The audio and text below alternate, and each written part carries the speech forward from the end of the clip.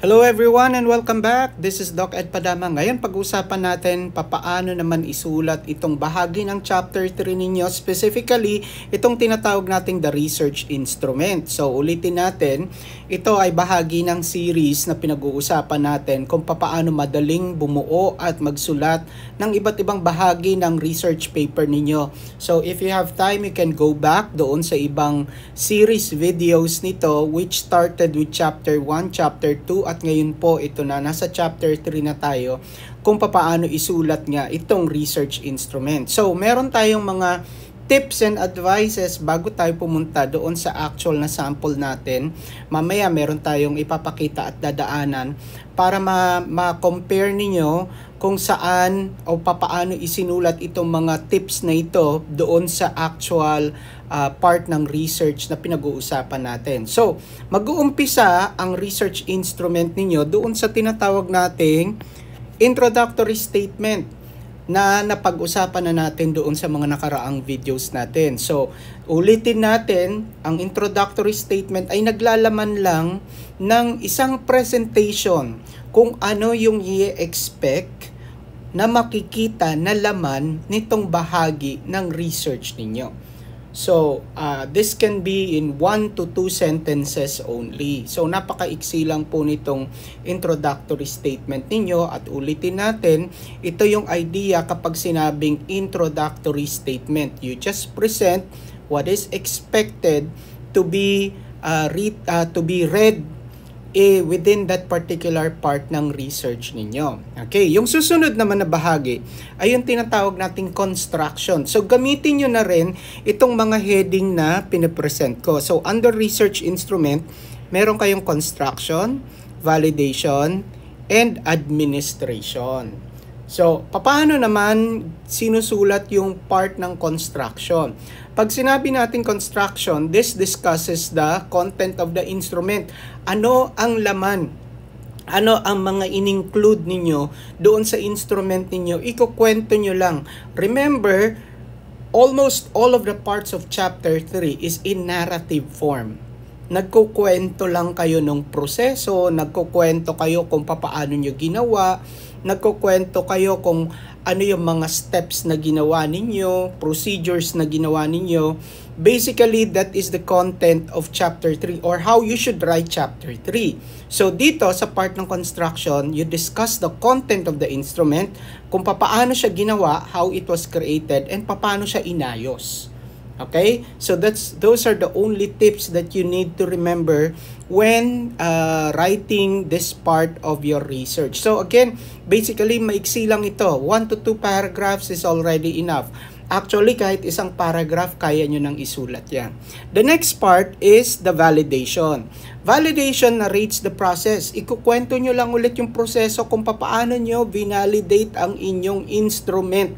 Kung ano mang instrument yung ginawa ninyo, lalong-lalo na po kung ang instrument ninyo, take note, is a researcher-made instrument. You are required to go through validation if your instrument is researcher-made. Pag yung tinatawag nating standardized instrument, hindi nyo na kailangang dumaan doon sa validation process. And then another additional tip, if you used a standardized instrument, ibig sabihin po ng standardized are instruments that were used in other researches, other studies that were already validated, and you want to adapt that in your research. The only thing is make sure that you ask permission doon sa owner ng instrument na yon. Again, doon sa sinasabi ko, additional information regarding researcher-made and standardized instrument. If you are going to use a modified standardized instrument, since hindi siya masyadong match doon sa ginagawa ninyo, you will have to go through validation. Since it is not considered standardized anymore dahil meron na kayong idinagdag, kailangan dumaan siya sa validation. Ang tawag natin doon is modified standardized instrument. Okay? Kung standardized siya, walang problema. Just ask permission. Kung modified standardized, you still have to ask permission and then you have to go through validation. So, ulitin natin, ang laman ng validation process ninyo should be the process, you just tell the story kung paano nyo validate yung instrument niyo, yung validation process, and then the next one, anong type ng validation ang ginamit niyo dahil marami po magkakaiba yung validation or type ng validation niyo. Okay? Usually, ulitin ko, ang ginagamit sa amin, specifically in our institution, is mostly content validation. Okay? Then, you also need to place the validators. Sino yung validators ninyo? In terms of, not necessarily yung pangalan nila, yung qualifications nila, field of specialization nila, yung expertise nila. Okay? You don't need to put their names. So, you just dwell on those qualifications that I mentioned. Yung susunod, ilan yung nag-validate ng instrument ninyo? The instrument was validated by about 3 experts in the field of grammar or language. Okay, so yun lang yung i-include ninyo dito sa part ng tinatawag nating validation. The last part of this research instrument ng inyong study is the administration. So ang laman po nitong administration, you only have to present an overview kung paano nyo dinistribute yung instrument, anong type ng instrument ang dinistribute ninyo, and sino yung mga recipients ninyo. If you are using more than one instrument, so meron kayong questionnaire, meron kayong other types of instrument, mixed method yung ginagamit ninyo, you have to indicate dito what type of instrument was distributed and who were the recipients of those instrument. And then again, we have a sample here para makita ninyo kung paano natin o kung paano dapat isulat itong mga bahagi na diniscuss natin. So we are now going to go to our sample. So this is our sample, the research instrument. So this part, if you remember, is the introductory statement that I mentioned. So you can do this in one sentence.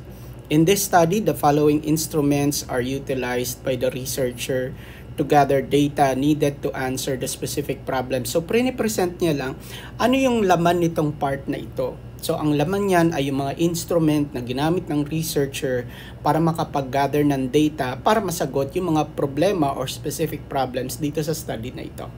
You can adapt this, you can modify, you can rephrase. So, basically, this is the idea and concept behind what we call the introductory statement. And then, present niya na dito anong types ng instrument ang ginamit niya. And then, define niya lang ano itong mga the first type and the second type. And then, the next part is the construction. So, remember what we discussed sa construction. Ano dapat ang laman ng construction ninyo? The content of the instrument, paano siya ginawa at paano siya inorganize. So, here, 50-item researcher-made test was constructed by the researcher based on the competencies ng DepEd, ganyan. And the researcher made a table. So, diniscuss niya lang paano ginawa, ano yung laman. Okay? So, if you observe, 2 sentence lang yung ginamit niya dito. Isang paragraph lang. And then the validation. Again, in the validation, you have to discuss, let's go back again, the instrument, the process, how you validated, what type of validation you used, who are the validators, and how many validated. So basically, make sure that you, as much as possible, include everything in your discussion. Now, so dito makikita natin, the researcher asked help and assistance of her advisor to take, so initial validation ito. So nag-ask siya ng help sa advisor niya to take an initial validation ng appropriateness and coherence ng test question. And then after that, this was presented to some experts. So in-indicate niya dito yung mga experts na included doon sa validation. Okay? Again, as I said earlier, you do not necessarily need to specify the names of the validators. So you just include ilan yung validators and then yung qualifications ng mga validators ninyo. The recommendations of the validators were considered in the final copy of the test or the instrument. So that is the validation part. Sa administration, which is already the last part nitong research instrument or the instrument. So let's go back again doon sa discussion natin. Ang administration lang presents an overview kung paano nyo dinistribute yung instrument, what type of instrument was distributed, and sino yung mga recipients ng instrument na ito. So here, the pretest was administered. So makikita nyo sino yung mga respondents.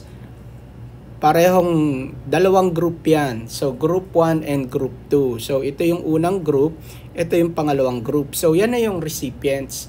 And all throughout the experimentation, the researcher followed similar competencies. So sinunod niya yung competencies na required ng rubrics niya, ng SOP niya.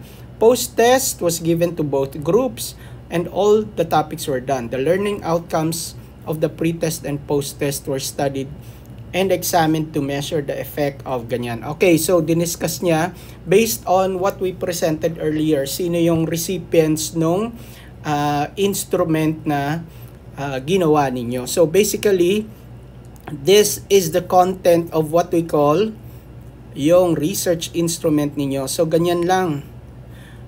So in a nutshell, makikita ninyo dito, ito na yung tinatawag nating introductory statement. So kasama na ito, diniscuss niya lang kung anong instrument ang gagamitin niya, how the instrument was constructed, the validation process ng instrument, and then the administration. So if you can see, halos 3, 4, 5, 1, 2, 3, 4. Oh, less than 5 paragraphs lang yung tinatawag nating part ng research instrument ninyo. So this is how simple you should look at the writing of this part of your research para ma-motivate kayo, madali lang naman pala, and then you're already informed ano ba dapat yung mga kailangan ilagay.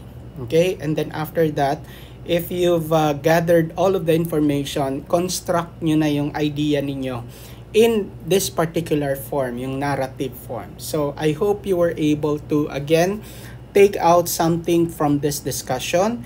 And in this part, I will ask for your help again by subscribing to my YouTube channel. Please subscribe. Do subscribe to my YouTube channel by clicking subscribe and then the notification bell to alert you when a new video is uploaded. Again, meron po kayong makikitang mga videos, recommended videos on the left side of your screen. And on the lower right, you will see my icon ng YouTube. Just click that para makapag-subscribe po kayo. Stay safe everyone. God bless and see you on the next video. Bye!